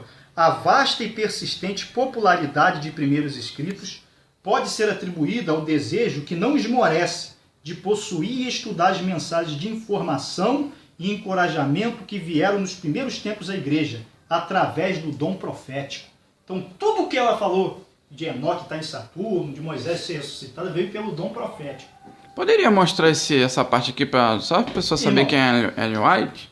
Aqui, nós temos aqui um livrinho. Tá se falando muito dela, né? Mas... nós temos aqui um livrinho, bem antigo, porque, na verdade, eles escondem isso, né? Que Ellen White tinha associação com uma religião pagã. Né? Então, eu encontrei esse livro antigo aqui, ó, Irmão White. Irmão White. Aqui, ela que escreveu, só que é em desenho, porque é um livro antigo. Olha, deixa eu ver o ano aqui, ó, Irmão White, um livro de... Deixa eu ver se eu encontro um ano. Aqui, Casa Publicadora, dos Adventistas. Não tem nem ano, irmãos. Só se for lá no final, né? Não encontrei ano, mas vocês estão vendo que o livro é verdadeiro, né? Agora você vai ver aqui no finalzinho... Quem é antigo tem o livro. Quem é antigo tem. Olha só, que interessante. Vamos bem devagar, missionário. Ó, sepulturas da família White no cemitério de Oak Hill, em Betclic, onde estão sepultados a irmã White e o pastor Tiago White e seus filhos. Aqui, ó. Na página tá vendo aqui, 128. Ó, página 128, aqui, ó. Tá vendo aqui um poste ídolo aqui, ó, chamado de obelisco, escrito o nome dela. Quer dizer, só os ocultistas, pessoas adoradores do inimigo, erigem esses obeliscos. E a igreja adventista não mostra mais em nenhum livro esse obelisco. Mas aqui eles deixaram escapar. Você está vendo? Estamos comprovando que ela foi enterrada num obelisco, aqui, ó, pelo próprio livro deles. Agora, o que é que Deus fala sobre o obelisco? O obelisco, na verdade, eram os postes ídolos que foram levantados no Egito e também postes ídolos levantados para Baal, que Deus mandou destruir tudo. Era uma abominação seguir os postes ídolos. Então, como é que uma serva de Deus vai ser enterrada em algo que Deus abominou? Né? Os obeliscos, postes ídolos. Vamos lá, segundo Reis 10, 26, vamos ver o que ele vai falar dos obeliscos, desse poste ídolo que você viu. Diz assim, ó. Então feri-os que nenhum escape, e os guardas e os capitães os lançaram fora e penetraram no mais interior da casa de Baal. Olha só, ficava no mais interior da casa de Baal. E tiraram as colunas que estavam na casa de Baal e as queimaram. Essas colunas são chamadas de obeliscos. Então, ficava no mais interior, olha só, lá nas coisas secretas. Ó. Também quebraram a própria coluna de Baal e derrubaram a casa de Baal e a transformaram em latrinas até o dia de hoje. Assim Jeú exterminou de Israel a Baal. Quer dizer, e uma profetisa se diz ungida por Deus para trazer a mensagem, Mas, e enterrada num obelisco. mas que ela mandou construir antes de morrer. E quem quiser tá na internet, né? Quem Só quiser colocar tá na lá. internet. Aqui eu vou Ellen mostrar mais White perto. enterrada. Aqui, ó. Esse aqui é o obelisco que ela está enterrada. E aqui embaixo é um obelisco de Osíris. Essa é o que ela está internada. E aqui o obelisco pagão de Osíris. É idêntico, ó. Mesma forma. Mas tem isso lá na internet. Tem na internet, né? é só vocês entrarem. Bota E lá aqui, o obelisco a onde foto o Ellen... do enterro dela, tá vendo? Colocaram aqui uma Bíblia aberta com o mandamento do sábado aqui e aqui o obelisco aqui. Então é só os irmãos entrarem, né? Isso tem associação com as seitas. Tá lá no YouTube, né? Tá no YouTube e tá no Google também, ó. Ellen White enterrada Exatamente. no obelisco, No né? obelisco. Então, Algo totalmente pagão. Pagão, né? Não pode haver essa associação, né? Vamos continuar aqui então, ver. E eles disseram que tem o dom profético, né? Já estamos terminando esse livro aqui. Aqui ela diz que as crianças, que viu crianças com asas, né? A Bíblia diz que quem tem asas são anjos. E outra coisa, quando Jesus ressuscitou, ele não ressuscitou com asas, não. A Bíblia diz que ele ressuscitou como homem, não como anjo. Agora ela vai dizer que as crianças têm asas, que as pessoas vão ser ressuscitadas e vão ter asas. E a Bíblia não fala disso, A Bíblia não fala, está acrescentando. Página 19. Página 19. Desse livro, né? Primeiro Esse livro, aqui, ó, primeiro escrito. Página 19. Olha só, irmão. Ó, quando os saudamos, perguntei a Jesus quem eram eles. Ela falando, ó. Ela perguntou a Jesus, olha só, falou com o próprio Jesus. E Jesus disse que eram os mártires, que por ele haviam sido mortos. Com eles estava uma inumerável multidão de crianças que tinham também uma orla vermelha em suas vestes. O Monte Sião estava exatamente diante de nós, e sobre o monte um belo templo, em cujo redor havia 7 outras montanhas sobre as quais cresciam rosas e lírios. E vi as crianças subirem, ou se o preferirem, fazer uso de suas pequenas asas, e voar ao cimo das montanhas e apanhar flores que nunca murcharão. Ela está dizendo que quando as pessoas ressuscitarem, e aqui ela vê que crianças ressuscitam, vão ter asas para voar. E a nossa ressurreição vai ser o quê? Semelhante à ressurreição de Cristo. Nós vamos ressuscitar como homens transformados. A Bíblia não diz que vai ter asa. Então, acrescentando, né? Agora ela vai dizer também, ó, na página 53, vai continuar falando sobre seres humanos com asas. Parece até uma coisa mitológica, né? Um conto assim grego, né? Crianças com asas. Aqui diz assim, ó. Olha só, Ellen White falando, ó.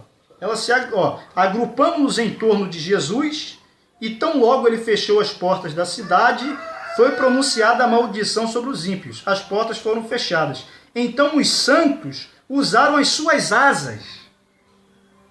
Santos e pessoas ressuscitaram com asas. E subiram no alto do muro da cidade. Jesus estava também com eles. Qual página é essa? Na página 53. Diz aqui, as últimas pragas e o juízo. Certo. E parecia brilhante e glorioso. Então você vê aqui, santos com asas. Não é essa a natureza da ressurreição, né? Então vamos continuar. Ela diz também que os santos, né, quando forem ressuscitados, vão ser adorados. Quem é o único digno de adoração? Jesus. É Deus. Página 124, quer dizer, é uma idolatria. E a Bíblia diz que os idólatras não herdam o reino do céu. Então você, irmão, que é adventista, eu não estou chamando você de idólatra, eu estou falando que a doutrina está pregando isso. E o irmão que verdadeiramente ama a palavra de Deus é convidado a examinar, né, e se libertar pelo nome de Jesus. Olha só, que diz assim, ó, os santos serão adorados. Ó. A mão de Deus nesse tempo, página 124. O título é Experiências e Visões. A mão de Deus nesse tempo se estenderá ainda em ira e justiça, e não será recolhida até que os seus propósitos sejam inteiramente cumpridos e os sacerdotes mercenários sejam levados, a adorar os pés dos santos. Ela está dizendo que esses pastores mercenários, que pessoas que pregam, né, um evangelho mercenário, vão ter que adorar os pés dos santos. A Bíblia diz que os santos não vão ser adorados. Quem vai ser adorado é Jesus, é Deus. Né? E a reconhecer que Deus os amou porque eles sustentam a verdade e guardaram os mandamentos de Deus até que todos os injustos sejam eliminados da terra. Quer dizer, está dizendo que todos os mercenários, os pecadores que não herdaram o reino do céu, vão se prostrar e adorar aqueles que serão salvos. A Bíblia não diz isso. Agora, irmãos, uma coisa terrível que temos aqui, deixa eu ver quantos pontos faltam para acabar. Falta mais uns 5 pontos desse livro e vamos acabar. Mas uma parte que nós não podemos deixar de fora, ela conversa com falecidos em uma visão. E a Bíblia proíbe o quê? Se ter relação com espíritos de mortos, porque é o próprio espírito do inimigo. Né? A Bíblia diz que os mortos, eles ficam separados, não há comunicação entre os mortos e os vivos. Né? Inclusive na parábola do rico e Lázaro, diz que há um abismo, né, que separa os que estão aqui, não podem passar para lá, os que estão lá não podem passar para cá. Vamos ver. Página 12 e a página 17.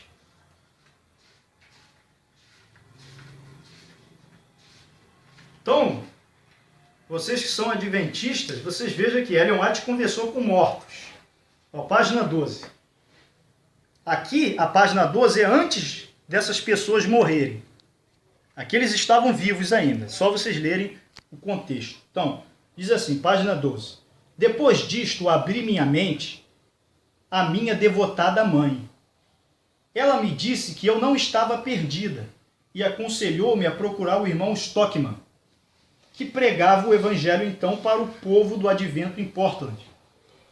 Tive grande confiança nele, pois era um dedicado e amado servo de Deus. Suas palavras impressionaram-me e deram-me esperança. Quer dizer, aqui relata que ela estava triste, né? E conversou com a mãe, e a mãe falou, vai até o irmão Stockman, que ele vai te dar uma palavra de apoio. Tudo bem, até aí tudo bem. Agora você vai ver que o irmão Stockman morreu e ela vai conversar com o irmão Stockman. Na página... Deixa eu voltar aqui para ver a outra página. Fique à vontade. Ok. Aqui são muitos assuntos. Página 17. Vamos lá. O mesmo irmão Stockman que ela conversou anteriormente. Agora já é uma visão que ela teve. Olha só. Todos nós fomos debaixo da árvore, na visão, e sentamos-nos para contemplar o encanto daquele lugar.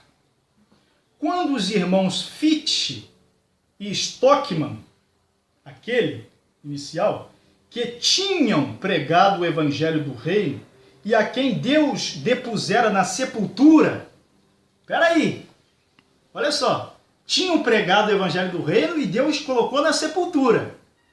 Como é que ela está sentada numa árvore junto com eles?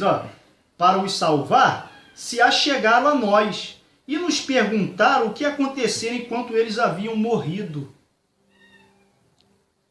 Dormido, que para eles é morrer. Né? Quer dizer, tentamos lembrar nossas maiores provações, mas pareciam tão pequenas em comparação com o peso eterno de glória muito excelente que nos rodeava, que nada pudemos dizer-lhes, e todos exclamamos, aleluia, é muito fácil alcançar o céu. E tangemos nossas gloriosas harpas e fizemos com que as arcadas do céu reboassem. Quer dizer, aí ela teve uma visão daquele irmão Stockman, né, que deu uma palavra a ela teve uma visão que quando ele já estava morto, que ele perguntava a ela o que tinha acontecido depois que ele tinha morrido. E a Bíblia condena qualquer tipo de... E qual outra coisa que está nesse livro aí? Outro tópico que a Bíblia não manda, né, a gente conversar com nenhum morto. Aqui vai dizer que a cidade santa vai descer pela constelação de Órion. E até Jesus, quando se apresentou no Monte da Transfiguração, quando Pedro, João viu Moisés e Elias, nem Jesus conversou com eles, nem Pedro, nem ninguém. Exato. Tanto é que Jesus repreendeu Pedro quando ele, não, Senhor, vou fazer uma cabana para Elias, outra para Moisés.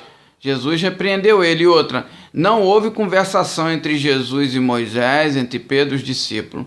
Só foi ali tipificando para eles verem, né, que depois da morte, né, as pessoas estão vivas. Exato. Né? Mas não houve contato Pra nem de mostrar Jesus também a antiga aliança que e a lei. representava Moisés pela lei e Elias pelos profetas. Não houve, os discípulos não conversaram com eles. Jesus Mas não... aqui não, aqui Ellen White conversou com um rapaz já morto. Né? eu estou abordando isso porque se eles falar do Monte da Transfiguração, Exatamente, é importante, bem lembrado, missionário. Né? Agora, eles vão dizer que a Cidade Santa vai descer por Órion, que é uma constelação. A Bíblia não diz por onde a Cidade Santa vai descer. Que não. Diz que vai descer do céu. Agora, ela profetiza que vai descer de Órion. Né? Não, já não tem credibilidade porque todas as profecias que ela vem falando aí, nenhuma delas é bíblica e as que ela disse que era bíblica falharam, né? Falharam. Então, a Bíblia diz para não dar crédito a tal profeta, né? Eu vou ler rapidamente aqui para os irmãos. Na página 41, ela diz assim, ó, o abalo das potestades do céu. Ela vai descrever como é que Jesus vai voltar, né? Ela diz assim, nuvens negras e densas subiam e chocavam-se entre si. A atmosfera abriu-se e recuou. Podemos então olhar através do espaço aberto em Órion, de onde vinha a voz de Deus. A santa cidade descerá por aquele espaço aberto. Quer dizer, está dizendo que Jesus vai descer por Órion. Então, né, isso não é base bíblica. Um profeta está indo além da escritura sagrada. E a Bíblia diz que nenhuma mentira vem da verdade, né? Agora ela vai dizer também um fato que a Bíblia deixa bem claro, que Elias foi trasladado pelo quê? Uma carruagem de fogo e um rodamuinho. Uhum. Agora ela vai dizer que foi anjos que levou Elias. E a Bíblia não menciona A Bíblia nem isso. fala aqui de anjos no arrebatamento de Elias. Então, contradição com a Bíblia. Né? Está em que página? 162.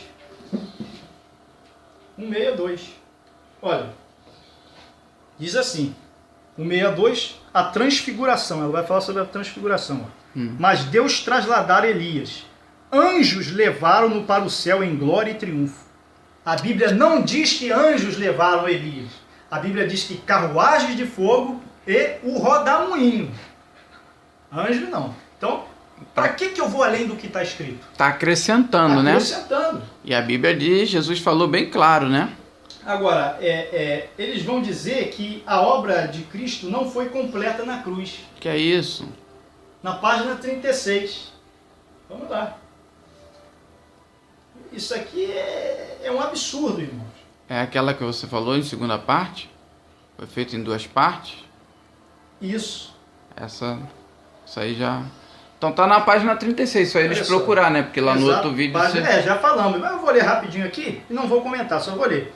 As nações estão se irando agora, mas quando o nosso sumo sacerdote, que é Jesus, concluir sua obra no santuário, ele se levantará, envergará as vestes da vingança, e então as 7 últimas pragas serão derramadas. Quer dizer, ele só vai poder derramar as 7 últimas pragas, lá em Apocalipse, quando ele concluir a sua obra expiatória. Mas Jesus já concluiu, porque ele está assentado à destra de Deus. Nós já falamos sobre isso. E para finalizar, na página 39, ela vai dizer que os anjos são os nossos consoladores. A Bíblia diz que Deus manda, né, os anjos para nos proteger. Agora, o Consolador é o título do Espírito Santo. Né? Vamos lá. Diz assim, ó. Olha só o que ela vai falar aí que a Bíblia não diz. Cada santo tinha um anjo de guarda. Irmão Luiz, onde está na Bíblia que cada pessoa tem um anjo de guarda? Não tem. A Bíblia não diz isso. Claramente, ela não diz isso. É claro que Deus pode enviar anjos, mas cada pessoa tem um anjinho de guarda, né? Vamos lá. Se os santos choravam de desânimo, olha só, ou estavam em perigo, os anjos que sempre os assistiam voavam rapidamente para cima, a fim de levar as novas. E os anjos na cidade cessavam de cantar. Então Jesus comissionava outro anjo para descer a fim de animá-los. Olha só. Entenda bem. Quando a pessoa está passando por algum problema, ela diz que o anjo vai lá em cima contar para Deus, ó, ele está com um problema. Aí esse anjo que foi, envia outro, que vem nos consolar. Quer dizer, Deus é onisciente, irmão. Ele não precisa que um anjo avise a ele que eu estou sofrendo. Deus sabe. E outra coisa, quem vai nos consolar é o Espírito Santo. Já estou acabando, olha só. Vigiar sobre eles e procurar impedi-los de abandonar o caminho estreito. Olha só, o anjo tentava nos impedir de abandonar o caminho estreito. Quem nos convence da palavra, da verdade, da justiça e do juízo é o Espírito Santo, não são anjos, né? Mas se não dava atenção ao cuidado vigilante dos anjos e não queriam ser por eles consolados, continuavam a se desgarrar. Então, a Bíblia diz claramente que quem é o nosso Consolador, quem é aquele que consola o homem, é o Espírito Santo. É trabalho do Espírito Santo dado por Jesus. Não trabalho de anjos ficarem trocando informações e sendo o consolador do homem. O consolador é o Espírito Santo.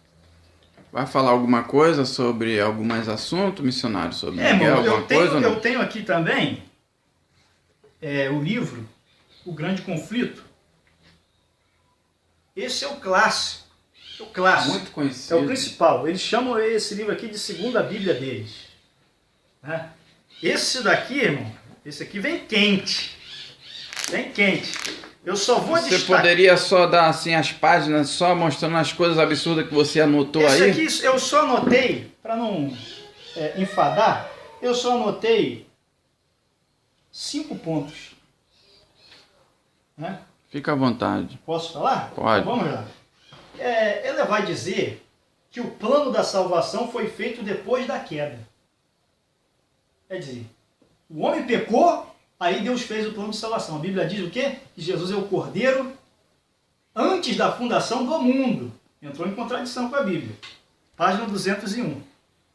Quer dizer que Deus foi pego de surpresa pelo pecado e fez o plano de salvação depois.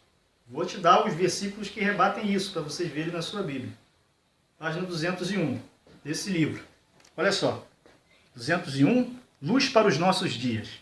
O reino da graça foi instituído imediatamente depois da queda do homem, quando fora concebido um plano para a redenção da raça humana. Quer dizer, o plano para a redenção da raça humana veio depois da queda do homem.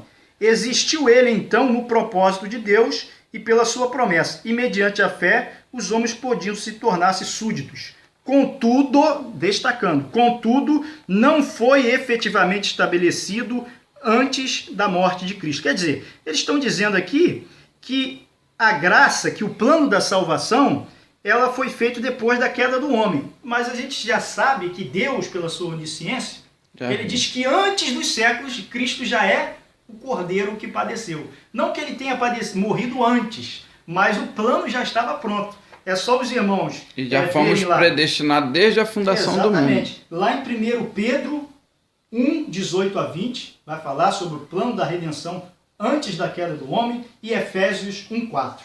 Agora, ela diz que o sábado foi guardado por Adão e os patriarcas. E a Bíblia diz que o sábado só foi guardado depois dos 10 mandamentos. Eu vou provar para vocês, em Neemias 9,13. Isso eu faço questão de ler. Mas está aqui na página 260. Então, profetizando mentira. Adão jamais guardou o sábado. A Bíblia não diz isso? Não, não diz. Página 260. E eu vou provar na própria Bíblia. Aí eu convido os irmãos adventistas a lerem a Bíblia comigo e dizerem que a Bíblia está errada, porque isso não existe. Olha só, ela diz aqui, ó, na página 260. O sábado foi guardado por Adão em sua inocência no Santo Éden.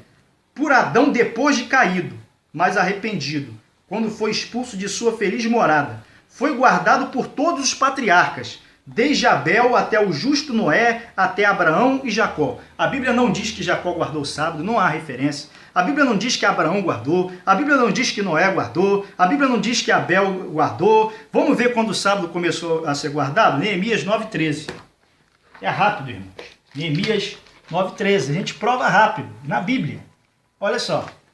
Aqui vai dizer quando o sábado começou a ser guardado. Neemias 9,13.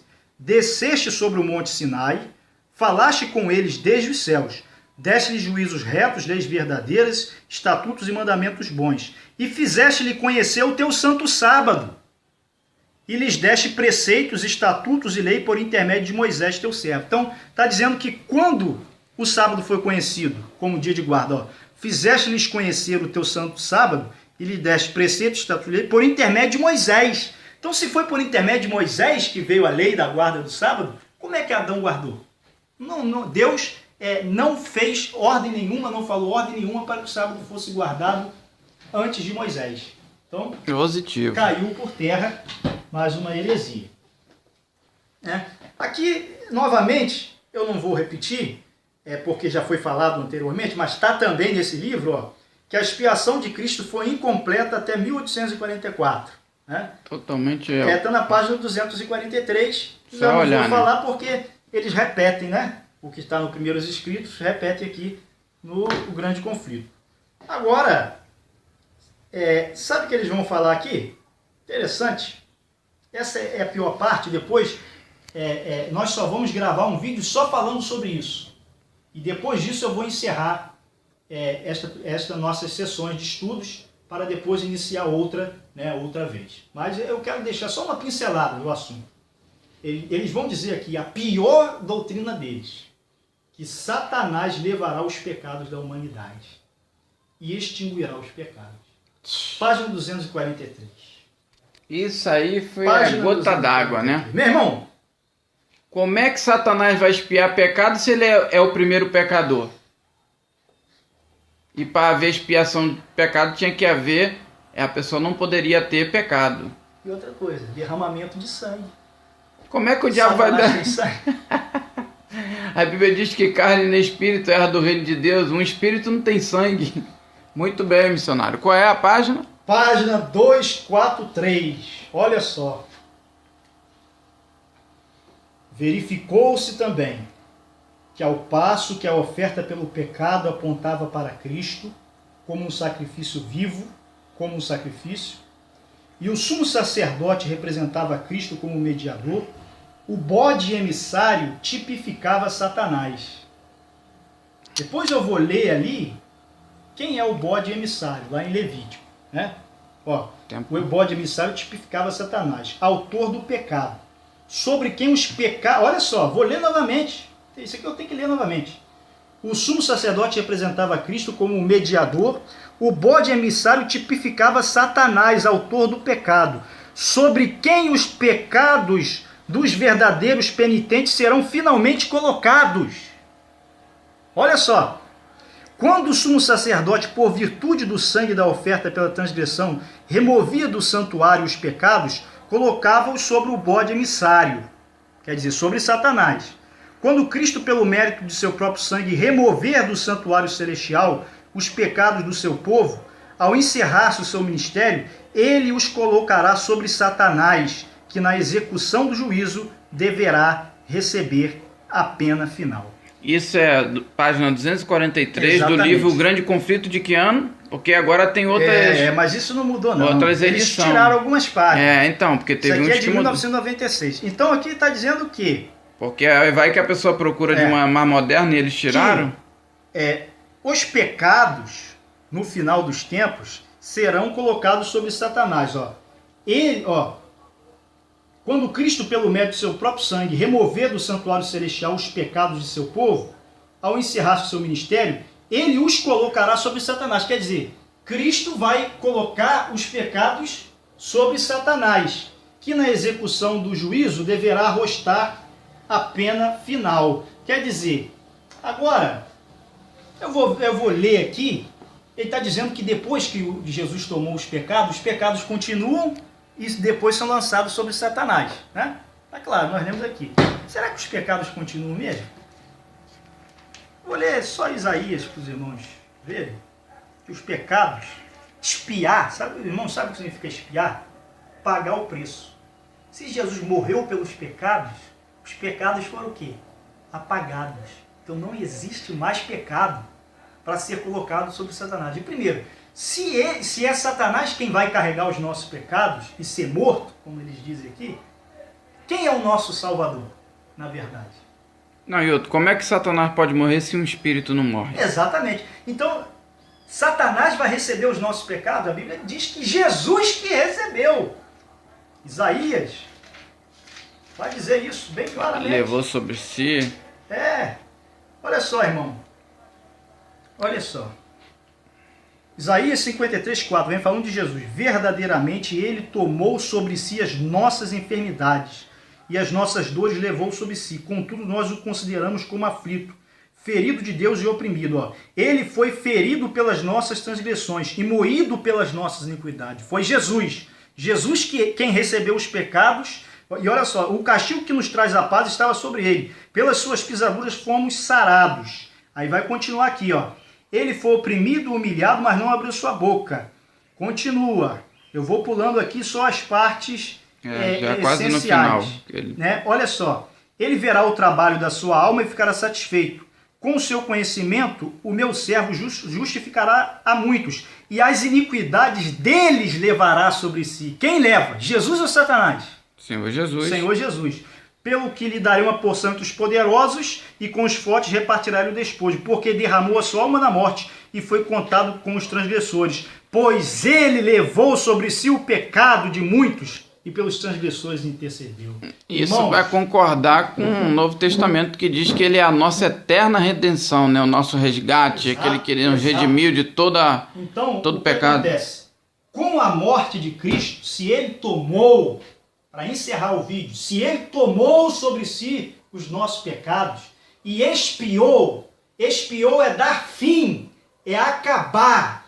Quando o homem aceita o Senhor Jesus Cristo como Salvador, os nossos pecados, que nós iríamos morrer condenados pelos nossos pecados, são passados para o Senhor Jesus. Lá, quando ele morreu na cruz, é o sacrifício de Cristo que nos substitui. E quando Cristo nos substitui, acaba a pena do pecado. Cristo é quem tomou a pena do pecado e não Satanás. Então, irmãos, os irmãos ouvindo estas rápidas passagens que nós demos aqui, eu quero deixar bem claro que isso não é uma perseguição religiosa, isso não é uma difamação. Nós estamos aqui apresentando as publicações e comparando com a Bíblia. Nós sabemos que Jesus é o único Salvador. Nós sabemos que o batismo é em nome do Pai, do Filho e do Espírito Santo. Nós sabemos que não podemos ir além das Escrituras.